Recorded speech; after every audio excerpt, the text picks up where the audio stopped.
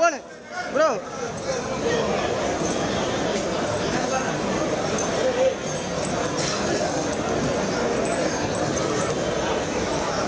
ஐயா இந்த ஃபோனு கொஞ்சம் பின்னாடி எடுத்தீங்கன்னா நல்லாயிருக்கும்.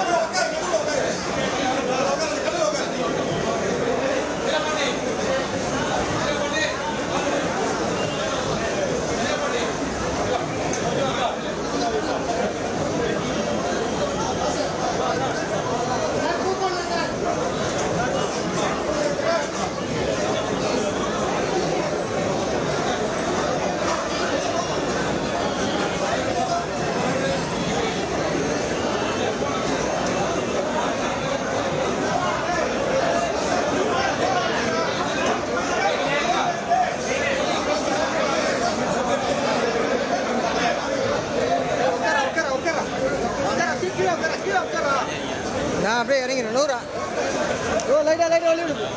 லைட்டாக வலி விடுங்க. குடிக்கிறியே போயிடலாம்.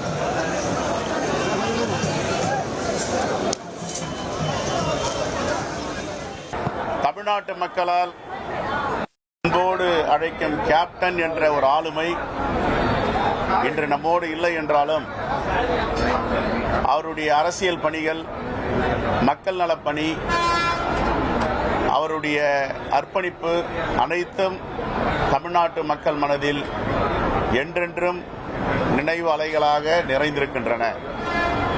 ஒரு தூய்மையான மனிதர், அரசியலில் எப்படி இருக்க வேண்டும் என்று எல்லோருக்கும் ஒரு வழிகாட்டியாக இருப்பவர்.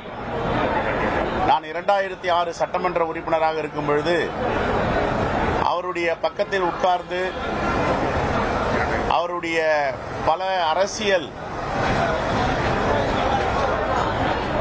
நாலேஜ் என்று சொல்லுவார்கள் ஆங்கிலத்தில், அவருடைய திறமை, அவருடைய சாதுரியம், அவருடைய அர்ப்பணிப்பு, அவருடைய அன்பான ஒரு பண்பு அனைத்தையும் அவரிடம் நான் பெற்றிருக்கிறேன். அப்படிப்பட்ட ஒரு மாபெரும் தலைவரை தமிழ்நாடு எழுந்திருக்கிறது.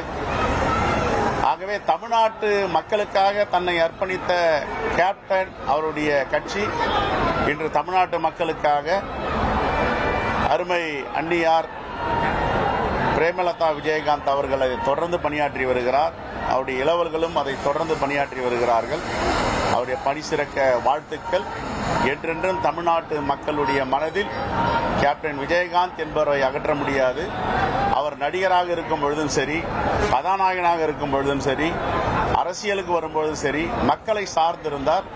எல்லோரும் எளிதாக அவரை நாட முடியும், சந்திக்க முடியும். மக்களோடு மக்களாக களத்தில் இறப்பார். ஏதாவது போராட்டம் என்றால் வேட்டியை மடித்துக் கொண்டு மக்களோடு சென்று விடுவார். பார்க்க முடியாத ஒரு நடிகராகவோ பழக முடியாத ஒரு கதாநாயகனாக அவர் இருந்ததில்லை. அப்படிப்பட்ட ஒரு பண்பாளரை தமிழ்நாடு எழுந்திருக்கிறது. அவருடைய நினைவேந்தலில் கலந்து கொண்டு அவருக்கு காங்கிரஸ் பேரியக்கத்தின் சார்பாக மலர் அஞ்சலியை செலுத்தியிருக்கிறோம்.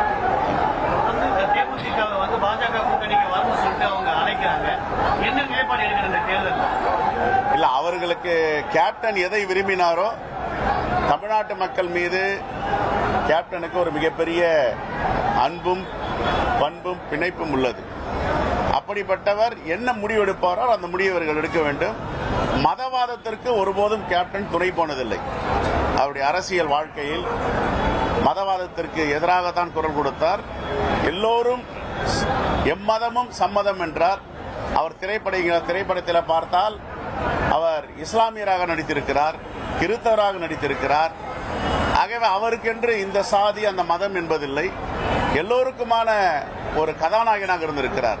அந்த அடிப்படையில் அவர்கள் முடிவெடுப்பார்கள் என்று முழுமையாக நான் நம்புகிறேன். ஆகவே அவருடைய பயணம் வெற்றி பெற வாழ்த்துக்கள். எப்பொழுதும் மக்களோட இருப்பார்னு வேட்டி நான் அதுக்குள்ள ஏன் போறீங்க? அது அரசியலாக்க விரும்பல. கேப்டனுடைய பண்பை சொன்னேன். யாருன்னா பார்க்கணும்னா எளிதா போய் பார்க்க முடியும். தொண்டர்கள் வந்தால் எளிதாக போய் அவர் அணுகலாம், பார்க்கலாம், கைப்பிடிச்சு பேசுவார், கட்டி பிடிப்பார், அரவணைப்பார், மக்களோட மக்களாக இருப்பார். நான் அவருடைய பண்பை சொல்கிறேன். நான் வேற யாரையும் போயிட்டு ஒப்பிட்டு நீங்கள் பார்க்க வேண்டிய அவசியம் இல்லை. ஒரு நல்ல காரியங்கள் இல்லை. ஒரு மனிதர், ஒரு கதாநாயகன் எப்படி இருந்தார்னு அவருடைய பெருமையை சொல்றோம். இந்த நேரத்தில் போய் சிறுமைகள்லாம் பேசி நம்மளை குறைச்சிக்க வேண்டாம். ஒரு ஆற்றல் மிக்கவர், மக்களை நேசிக்கக்கூடியவர். அவர் ஒரு மதுரையிலிருந்து புறப்பட்டாருன்னா 1 மணி நேரம் அவர் மதுரை ஏர்போர்ட்ல கிடக்கிறதுக்காக வந்தாங்க. அவ்வளவு பாப்புலரான ஹீரோ, மக்களோட மக்களா இருந்தார். அதை சொல்ல வரேன். 1,25,00,000 மனங்களை வென்ற தந்தி டிவி யூடியூப் சேனல். தவிர்க்க முடியாத தம்ப்நெயில்ஸ், கலக்கலான கான்டென்ட்ஸ். நீங்களும் இந்த குடும்பத்தில் இணைய இப்பவே சப்ஸ்கிரைப் பண்ணுங்க. அசுரபலம் கொண்ட எங்கள் டிஜிட்டல் கரங்களில் உங்கள் விளம்பரங்களை சேர்க்க வாட்ஸ்அப் பண்ணுங்க. 8939888378.